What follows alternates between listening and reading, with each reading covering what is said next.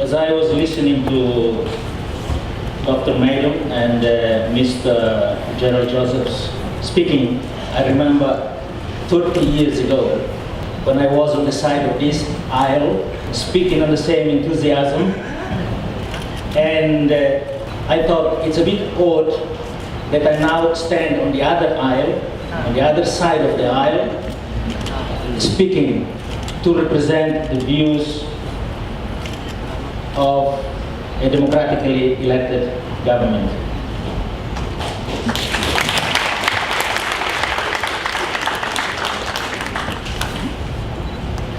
Mr. Chairman and co-chairman of the Asian People's Forum, members of the government, ambassadors, distinguished delegates, ladies and gentlemen. It is a great pleasure for me to be invited to share Timor-Leste's experience at this August gathering. And it is indeed a great privilege for the civil society organizations in Timor-Leste to host this year's Asian Civil Society Conference or Asian People's Forum. As such, I would like to congratulate FONTIL and all the civil society organizations of Timor-Leste for organizing and hosting this conference here in Dili, and to also express my humble gratitude to all Asian civil society organizations, firstly, for choosing to hold this year's conference in Timor-Leste, and most importantly, to do so as a sign of solidarity to Timor-Leste's unwavering resolve to be a member of the Asian family.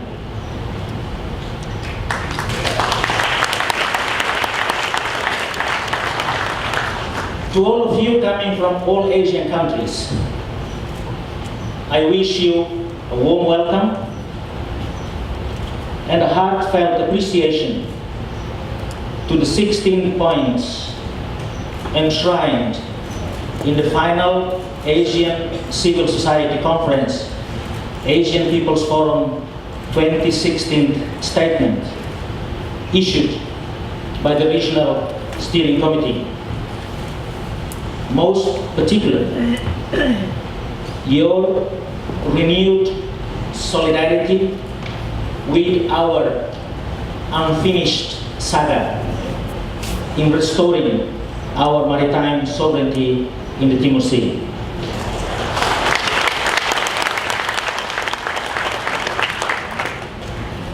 As you are all well aware, this conference precedes Timor-Leste's full acceptance as a member into the Asian family. I sincerely hope, therefore, that the success of this conference can be an additional confirmation of Timor-Leste's readiness to be a full member of ASEAN and a living testament of how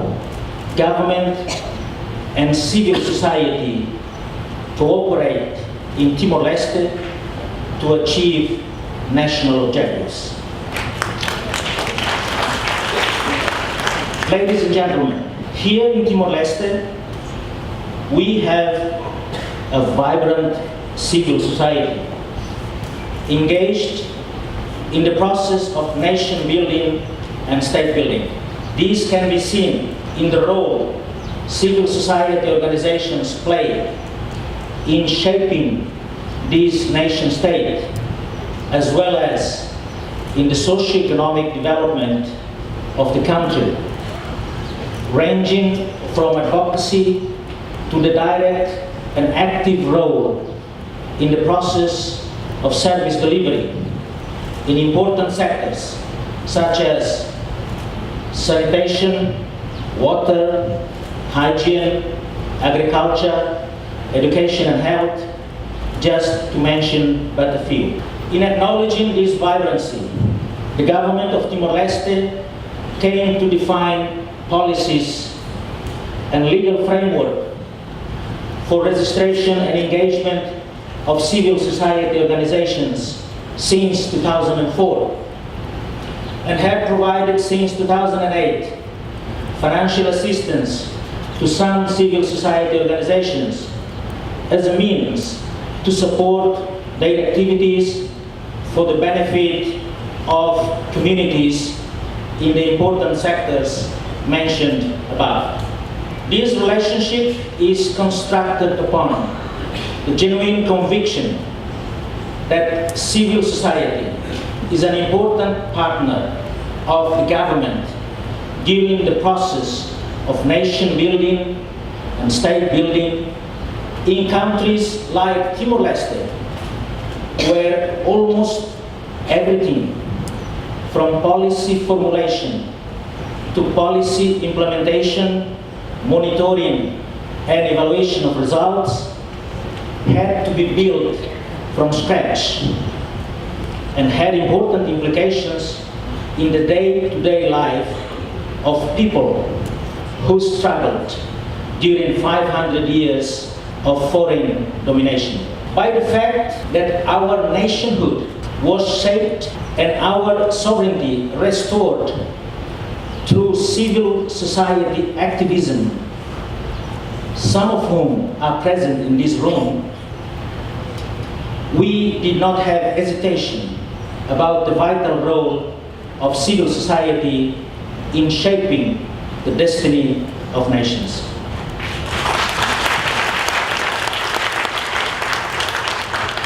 The principles upheld in this relationship are transparency and accountability of actions and the application of funds. While civil society demands the government to be accountable in the service provision to the people and be accountable for public funds in a transparent manner, civil society organizations are likewise obliged to take a share of responsibility in service provision, particularly in remote and hard-to-reach communities, and be accountable to the funds made available to them, either by the state budget or by development partners and philanthropies, in the name of the community they are supposed to serve. Additionally, from the acceptance of the importance of civil society organizations in the socio-economic development of the country, the government of Timor-Leste pays special attention to the opinion of civil society organizations when it comes to public policies and legislations affecting the lives of society. The cycle of policy formulation and legal drafting in most of the times permeated by extensive consultations with civil society organizations. Examples of these are the preparation of the land title and land expropriation laws recently submitted to the National Parliament, which were preceded by extensive consultations with the community and civil society organizations, followed by public audiences with multi-stakeholders, including civil society organizations, held by the National Parliament itself. It is noteworthy mentioning at this stage that despite the close relationship between the government and civil society organizations, the government hardly expected, let alone requested, civil society organizations to cease criticizing the government. Timor-Leste would not be an open society we are all proud to be today, had it not for the openness and tolerance to criticism all governments had shown so far. Ladies and gentlemen, last year, when the sixth constitutional government took office, as head of government, I called for a government civil society partnership to ensure efficiency and effectiveness in the service delivery by the government through a mechanism called social audit.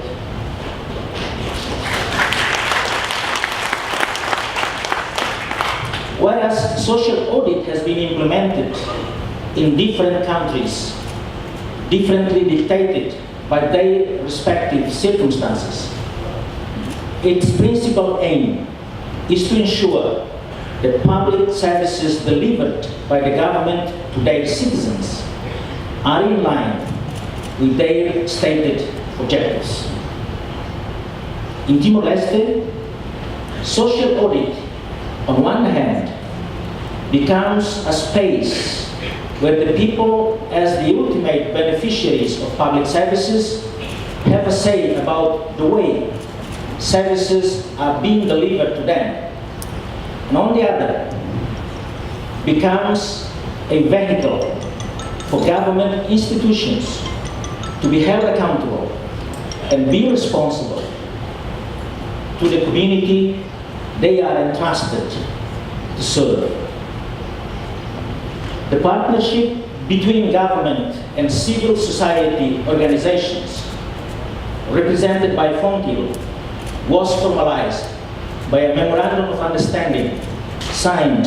in May 2015, focusing on 4 key service delivery sectors: agriculture, education, health, and basic infrastructures. To put the memorandum into practice, the civil society organization, through FONTIL, had established their own mechanism, which I believe some representatives here will talk about later. Within the government, a social audit unit was established within the office of the Prime Minister. This unit is tasked to manage the incoming complaints from community, either directly or through civil society organizations,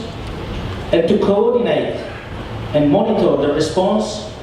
from relevant government institutions. This task is facilitated by social audit focal points within relevant line ministries, who will work within their respective ministries to ensure proper institutional response to the issues raised by the community. As an example, when a community member or organization complains about the construction of a public infrastructure, their complaint will be transmitted to the social audit unit, who should in turn communicate with the focal point at the Ministry of Public Works to ensure the complaint is responded to by the minister or the ministry who is managing the project. I am pleased to note that this work has contributed to a number of improvements in service delivery. Between June and December 2015, the Social Audit Unit registered some 18 major complaints from the community, out of which 17 cases were addressed. For the first half of 2016, the Social Audit Unit has received a total of 42 cases,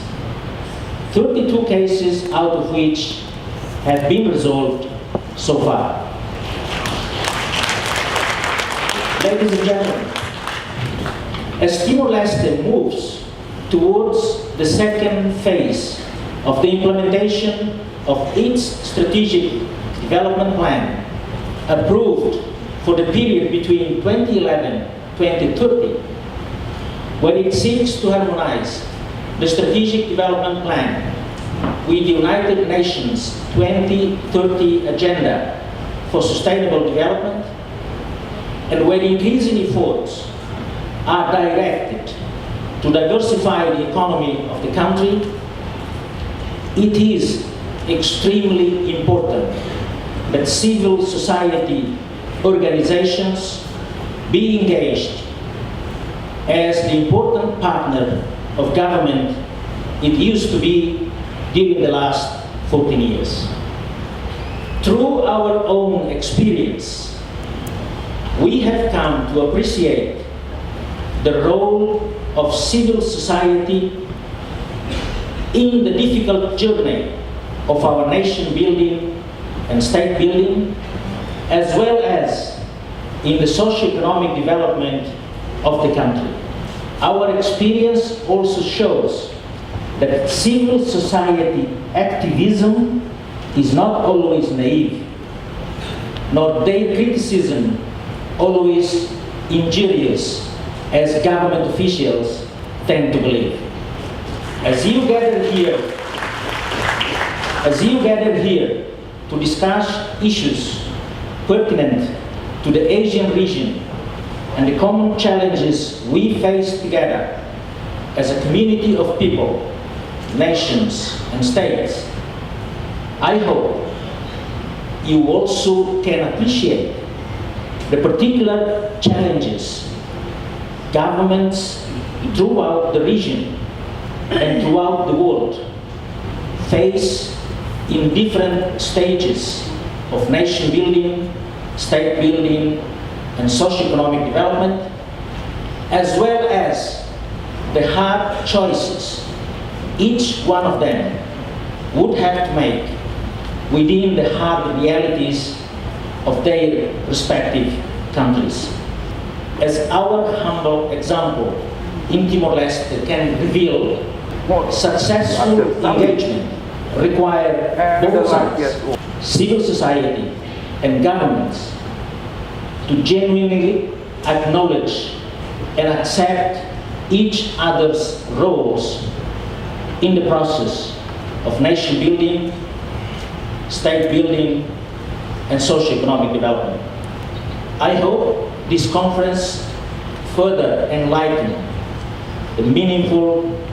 partnerships civil society can forge with governments throughout the region for the good of the region and its people. I wish you all fruitful discussions over the next days and a vote of success for the conference. Thank you once again for inviting me